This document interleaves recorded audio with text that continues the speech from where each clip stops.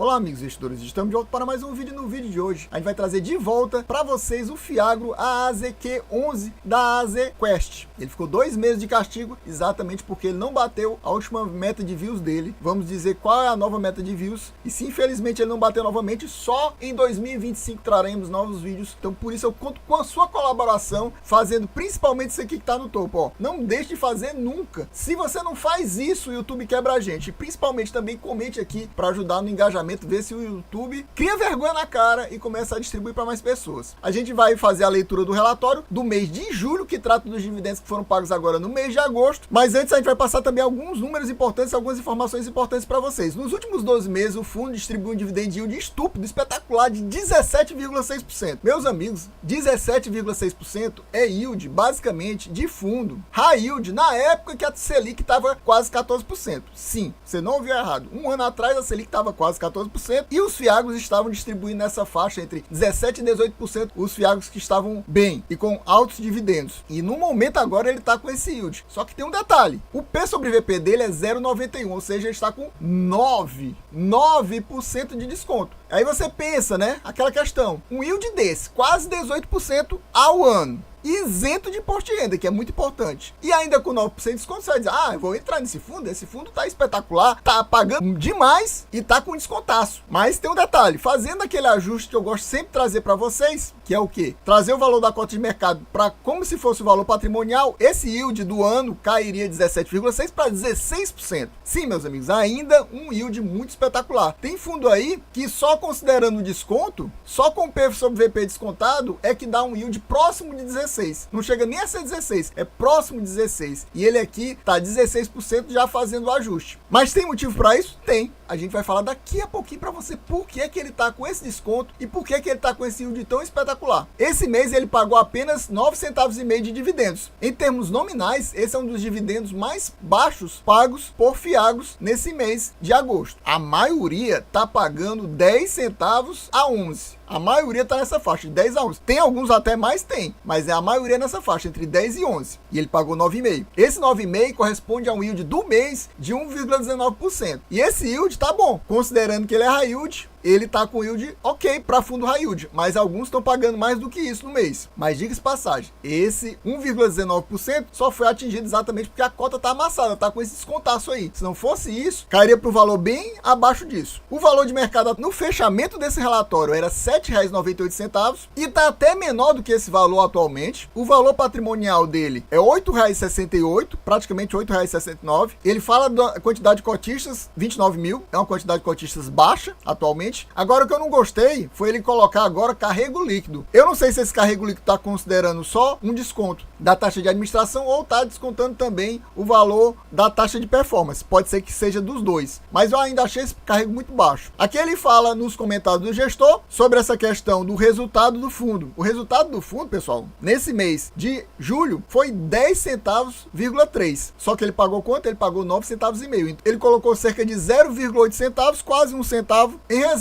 Ele encerrou o mês com 94% do patrimônio alocado, ou seja, ele tem um pouquinho de dinheiro em caixa ainda, a maior parte em CRAS. Para quem não conhece esse fundo direito, ele é um fundo que tem essa pegada esquisita, digamos assim, estranha. Ele investe em CRAS e investe também muito em FDIC Fiagro, ou Fiagro FDIC. Tem alguns outros que tem um pouquinho de FDIC Fiagro, mas é pouco mesmo, um percentual baixo. Não chega normalmente nem a 10%, aqui não. 34%, ou seja, 1/3 da carteira dele é investido em FDIC Fiagro. No caso, 34,5% da carteira dele é FDIC Fiagro. Nesse mês de julho, eles alocaram 4,2 milhões, ou seja, compraram o CRA Cuxupé por 4,2 milhões, com a taxa de apenas CDI mais 0,90 ao ano, ou seja, uma taxa bem high grade zona, e receberam a amortização parcial de um FDIC, o Singenta. E aí eles colocam ainda embaixo, ó, os próximos meses é esperado um aumento no investimento em ativos mais high grade, ou seja, estão agora querendo mudar a pegada do fundo, deixando ele de ser high yield para ter uma pegada mais high grade. E tem motivo para isso? Tem, meus amigos, a gente vai ver agora. Tá aqui o motivo. A atualização do FDIC KET. Nossos relatórios de maio e junho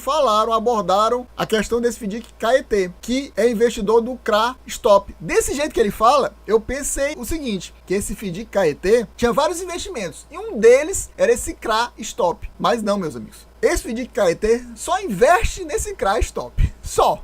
A única coisa que tem na carteira é esse CRA Stop. Esse CRA Stop, meus amigos, ele tá com um problema sério. O Stop vem do sobrenome do emissor desse CRA, que é o Ricardo Stop Júnior. Eu não sei se ele já foi preso ou ele tá sendo perseguido pela Polícia Federal, porque ele tá sendo processado por usar terras griladas para emitir créditos de carbono. Isso é totalmente ilegal. Então aqui embaixo eu vou deixar para vocês, se vocês quiserem ler sobre isso aqui, ó, é a operação Greenwashing, que está sendo feita pela Polícia Federal, que está caçando esse cara, ou já prendeu. Então basicamente, pessoal, isso aqui entrou em default, ou seja, calote. Esse FDIC não vai pagar. Então por isso os rendimentos estão caindo. E caiu também o valor patrimonial, e é por isso que ele está tão barato. Eles fizeram um ajuste do valor patrimonial, e mesmo com o ajuste do valor patrimonial, a cota está com 9% de desconto. Ou seja, se eles não tivessem nem feito esse ajuste, o valor de desconto era muito maior. Então, se você investir nele, saiba que está com esse problema. Você pode considerar que esse valor patrimonial provavelmente não vai voltar tão cedo. O rendimento dele agora deve ficar baixo mesmo. Caiu pela primeira vez, assim, além do normal, porque ele já tinha caído lá para abril, tinha caído para uns 11 centavos. Ele passou vários e vários meses, uns 8 a 9 meses, pagando 12 centavos. Era um relógio. 12 centavos, 12 centavos, 12 centavos, 12 centavos. E aí caiu para 11. Aí ficou uns 2, 3 meses, 11 centavos. E agora caiu para 9,5. Então você fique de olho, mas comprando a esse preço pode ser uma boa oportunidade. E o de dele tá interessante. Mas vocês ficam sabendo que tem isso. É por isso, meus amigos, que ele tá citando tanto. A gente agora tá tentando fazer uma pegada mais high grade. Esse aqui era um dos fiagos mais high yield que tinha. Exatamente. A pegada dele era nessa faixa de CDI mais 5,6. A maioria dos fiagos high yield são entre 4,5 e 5,5 e ele era 5,7, ou seja, já próximo de CDI mais 6, bem high yieldzão mesmo. E agora ele tá com essa fala, tá tentando fazer uma mudança do perfil do fundo para ter uma pegada mais high grade. Esperamos que aconteça isso. Mas só que se ele trouxer realmente o fundo para uma pegada mais high grade, cai mais ainda os rendimentos. Tem esse outro detalhe. Fora a queda dos rendimentos que aconteceu por causa desse calote, agora vai cair um pouco mais os rendimentos por causa dessa pegada mais high grade, eles pegando operações com taxas mais baixas. Vocês já viram que ele comprou uma operação agora, esse CRA Cochupé, com a taxa de apenas CDI mais 0,9, altamente high grade isso aí. Se ele começar a fazer essa diversificação para essas taxas mais high grade, o fundo deve começar a ter uma pegada mais middle risk, mas vai diminuir também os rendimentos. Espero que tudo melhore, mas está com esse problema aqui. Você fique de olho nisso. Pessoal, a gente chegou aqui na DRE do fundo. Você vê que há uma variação grande aqui nas receitas do fundo, exatamente porque provavelmente a gente tem devedores que pagam de forma semestral, trimestral, alguns mensais, pode ser que tenha até anual. E nessa brincadeira tem uma variação muito grande das receitas. Olha aqui, 3.700.000, 2.200, olha a queda. E até aqui o fundo não tinha problema. Ou seja, essa oscilação não tem nada a ver com calote. Caiu 1,5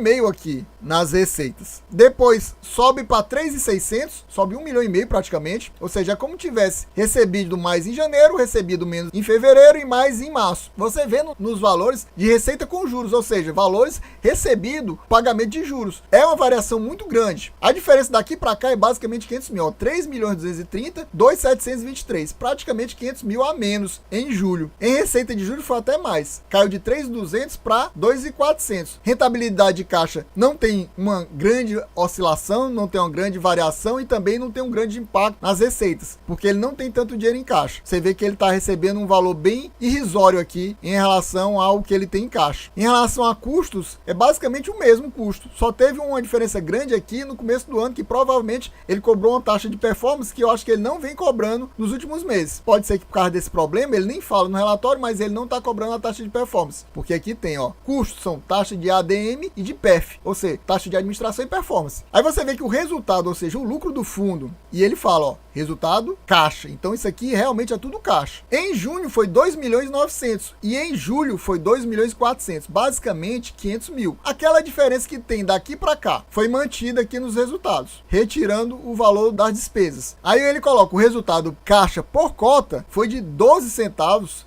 3 praticamente no mês de junho. E ele pagou quanto? 11 centavos. Foi o último mês que ele pagou 11 centavos. Eu falei para vocês, ele tinha pagando 12, pagou uns 6 meses 12 também no ano passado. passado, aí caiu para 11, 11, 11 e agora 9,5. Ele colocou dinheiro em reserva aqui, cerca de 1,3 centavo.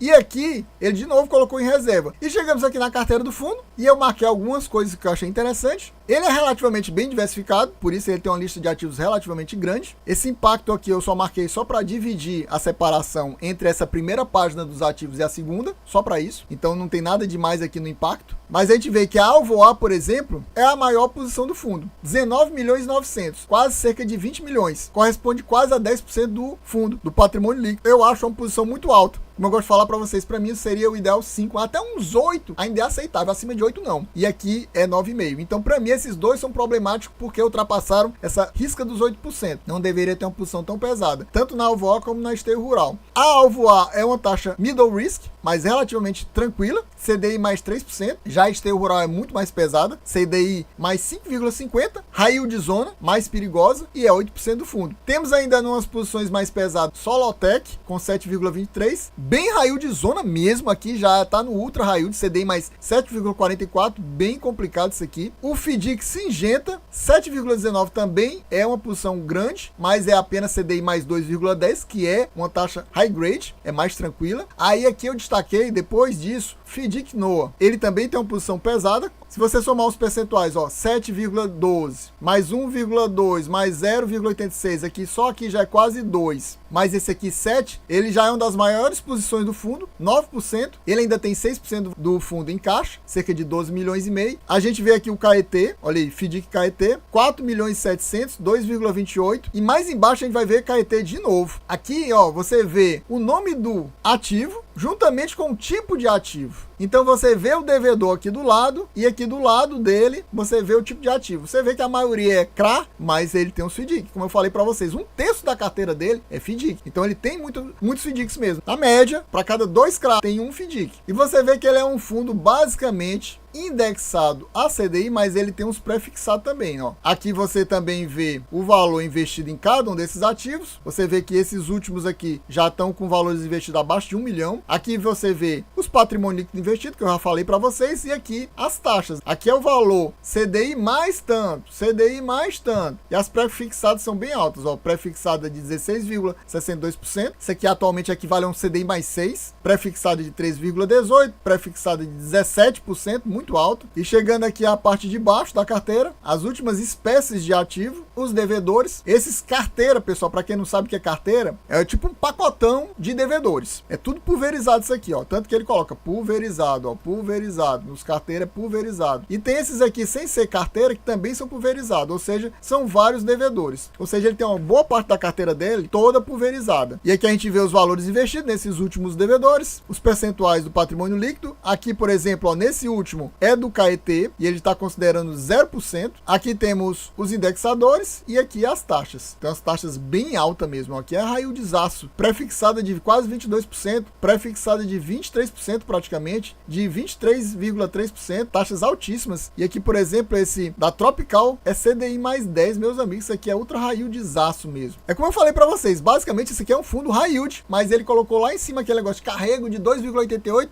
para dizer que não era high yield, mas ele é high yield. A gente vai ficando por aqui, pessoal. Espero que vocês tenham gostado. Quem gostou já sabe, se não for inscrito, se inscreva agora mesmo. Já deixa aquele likezão. Já comente aqui para ajudar a gente a bater a meta de 500 views. Sim, 500 views. Se batemos essa meta de 500 views, lá mais ou menos no finalzinho do mês de setembro estaremos trazendo mais uma leitura do relatório do AAZQ11 da AZQuest do mês de agosto para você. E aqui embaixo tem mais um vídeo para você continuar acompanhando o nosso conteúdo. Assista você também. É isso aí, valeu, até a próxima e fui!